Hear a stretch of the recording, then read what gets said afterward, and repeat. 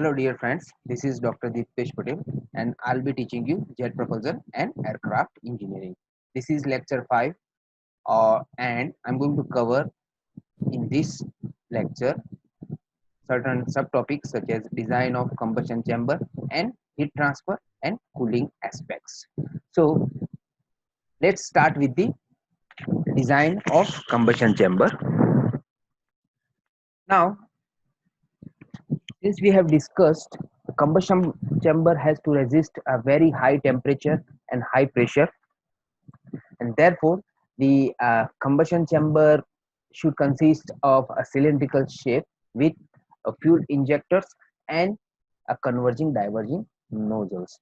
The chamber volume is defined as the volume up to the nozzle throat section. Now, the volume and shape are selected after evaluating certain parameters for the combustion chamber, and these parameters are, the first one is the volume has to be big enough or large enough for a proper mixing of fuel and oxidizers, evaporations of propellant, and complete combustions of the propellant. The chamber diameter and volume can have a impact on the cooling requirement. If the chamber volume and diameter are large, the heat transfer rates to the wall will be reduced. On the other hand, if volume and cross section is small, chamber gas velocities and heat transfer rate will be increased. Third parameter, like all the inner component should have a minimum mass. So we can have a low weight as well as the size of the combustion chamber is greatly reduced. Then manufacturing considerations favor a simple chamber geometry. So the combustion chamber geometry should be simple.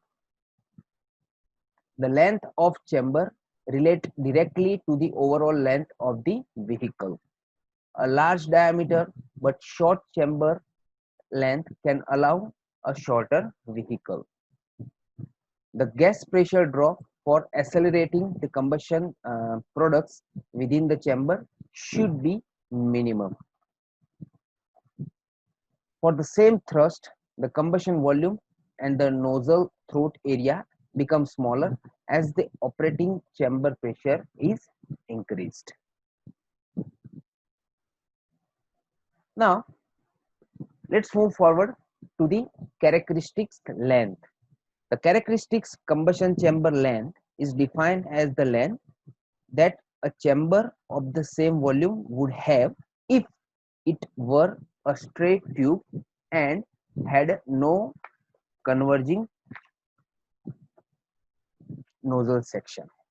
Now, here we have relations to calculate the characteristics length, where L is equal to V suffix C divided by A suffix T, where L is a characteristics chamber length, V suffix C is a chamber volume, and A suffix T is a nozzle throat area. Typical value of the characteristics chamber length are between 0.8 and 3.0 meters for several biopropellants, while it is higher for the monopropellants. Next, let's move forward to the chamber wall stresses. Now, since the combustion chamber has to withstand against the high pressure and high temperature, the chamber or the combustion chamber wall has to undergo various stresses, and those stresses are: the walls of chamber are subject to radial and axial loads from the chamber pressure, flight accelerations, vibrations, and even the thermal stresses. They also have to withstand ignition pressure shock, often due to excessive propellant accumulation in the chamber. Sometimes the propellant get accumulated inside the combustion chamber, and because of that, these propellant ignite with the higher shock, high pressure shock. In addition, the chamber walls have to transmit thrust load as well as forces to the wall, also have to survive a thermal shock. A heat transfer analysis is usually done only for the most critical walls regions, such as near the nozzle, throat, and exit, and at a critical location in the chamber. The thermal stress induced by the temperature difference across the walls are often the most severe stresses. The temperature differential introduces a compressive stresses on the inside and a tensile stresses on the outside of the inner walls, and these stresses can be calculated by the certain relations.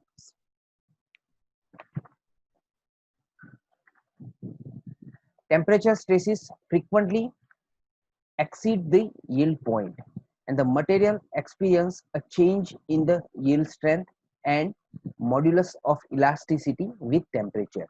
The most severe thermal stresses can occur during the start when the hot gases causes a thermal shock, and these transient thermal gradients cause severe thermal strains and local yielding. So during the initial startup, the hot gases that are generated inside the combustion chamber, which creates the thermal shock on the walls and certain components of the combustion chambers,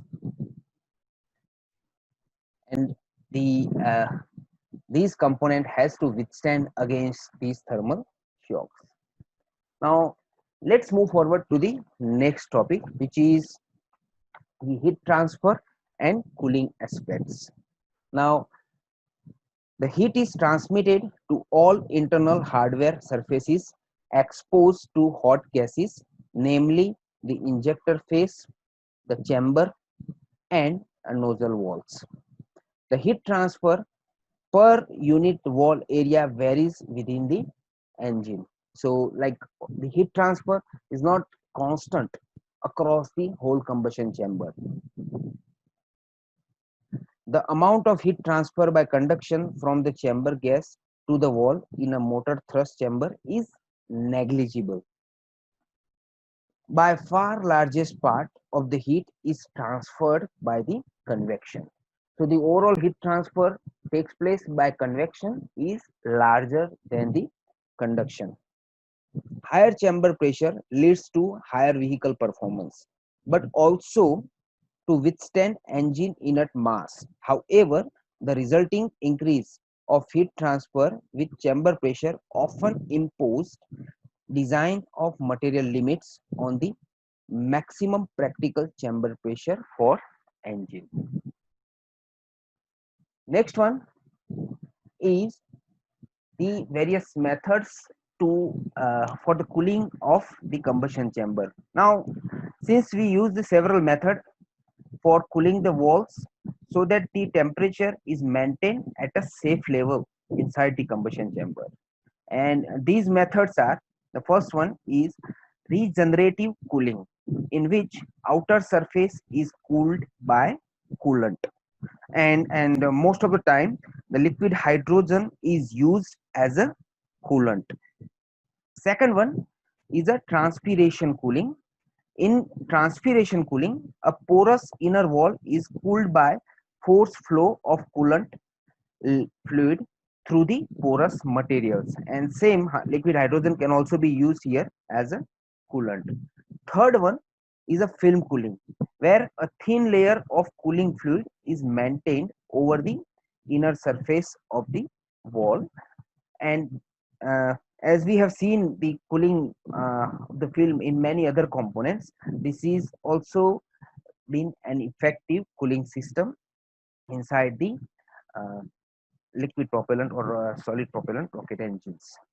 And the last one is a coatings. In coatings, a layer of low conductivity material is deposited has a thermal barrier on the inner gas side of the walls where the coating takes place and which would prevent the heat transfer. So these are the various methods which is used for the cooling in the rocket engine. Now this is all at the moment. If you have any doubt, you can write down in the comment box. Thank you very much.